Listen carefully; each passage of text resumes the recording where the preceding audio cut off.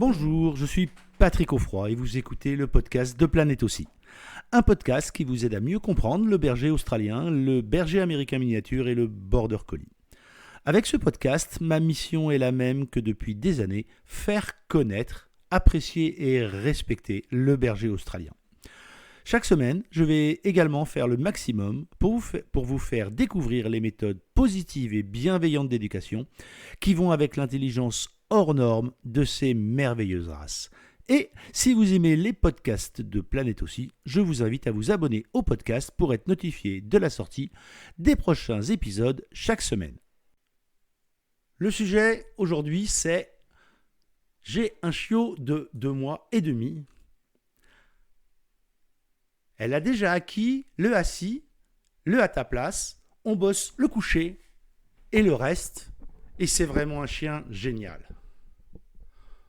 Les bergers australiens, les mini aussi, les border collies adorent apprendre, et vraiment, c'est toujours un plaisir d'apprendre aux jeunes chiots des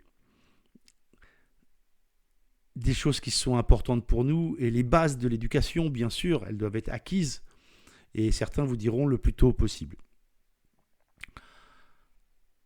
Si vous avez dans vos archives un ancien DVD, le premier DVD qui est paru sur le clicker, qui s'appelait Le clicker dans tous ses états, vous pourrez d'ailleurs me voir avec des chiots bergers australiens de 7 semaines à qui on apprend assis couché au clicker.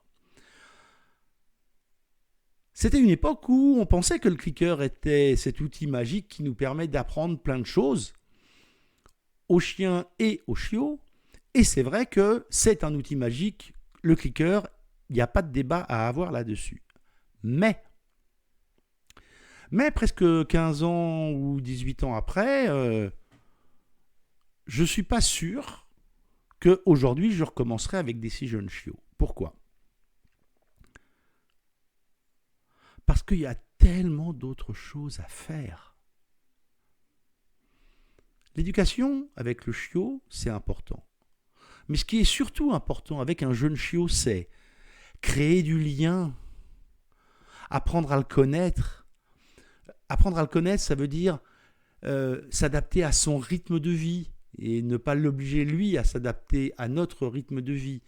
Son rythme de sommeil, où est-ce qu'il aime être caressé, comment il se déplace, est-ce que c'est un chiot vif qui va aller vite quand des gens arrivent, et peut-être qu'il va faire la même chose avec des chiens, et quand il va rencontrer des chiens adultes, ça va peut-être poser des problèmes, même si c'est un chiot et qu'il arrive très très vite vers des adultes, l'adulte peut être non consentant à une relation de ce type, et sans parler d'accident, l'interaction peut être négative à cause du fait justement qu'il va débouler trop vite vers un congénère.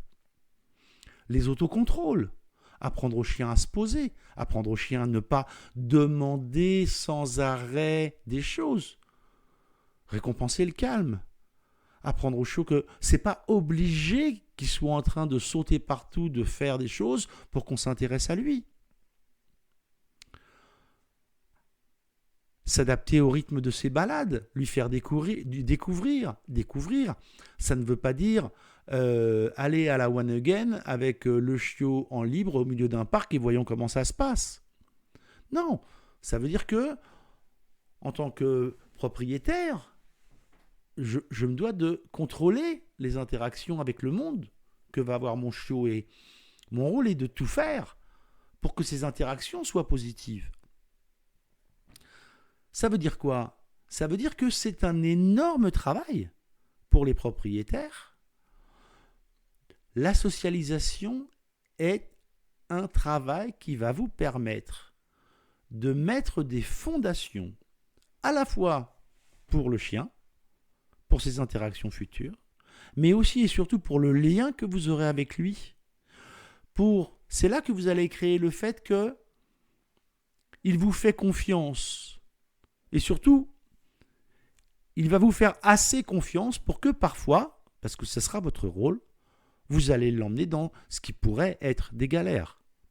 Exemple, aller chez papy et mamie qui n'aiment pas les chiens. Par exemple, aller chez le nouveau vétérinaire parce que votre vétérinaire habituel n'est pas là. Par exemple, le sortir d'un danger parce que le chien que vous aviez estimé être plutôt cool, finalement, il ne l'est pas vraiment, et encore moins avec les chiots. Toutes ces situations qui font que, dans des situations d'urgence, vous allez devoir protéger votre chiot. Et il acceptera d'autant plus que vous le protégiez si il a confiance en vous.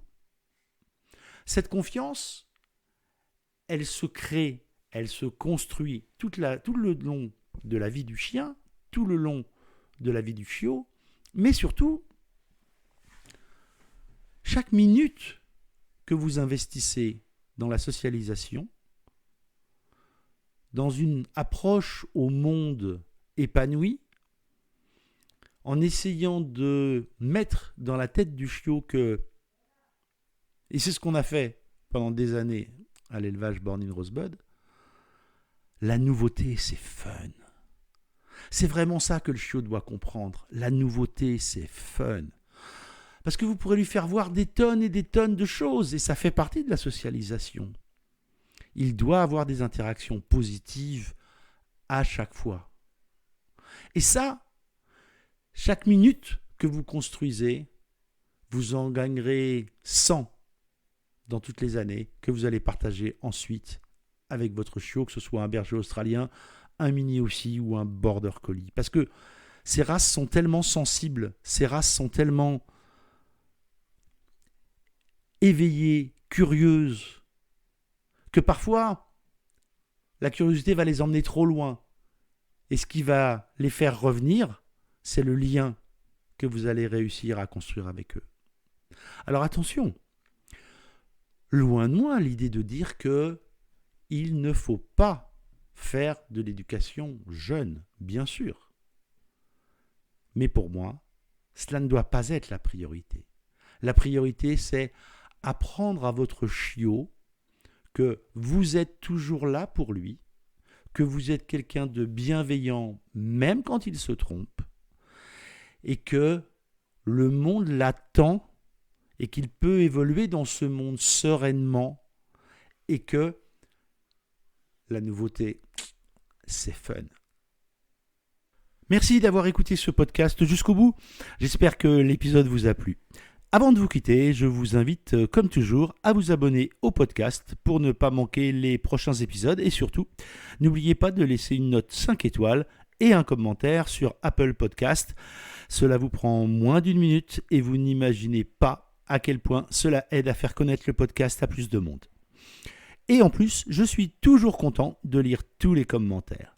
N'oubliez pas d'aller voir également le site planètebergeraustralien.com, tout attaché en un seul mot sans accent, pour d'autres ressources. Amitié du Tarn et à très bientôt sur le podcast Planète aussi.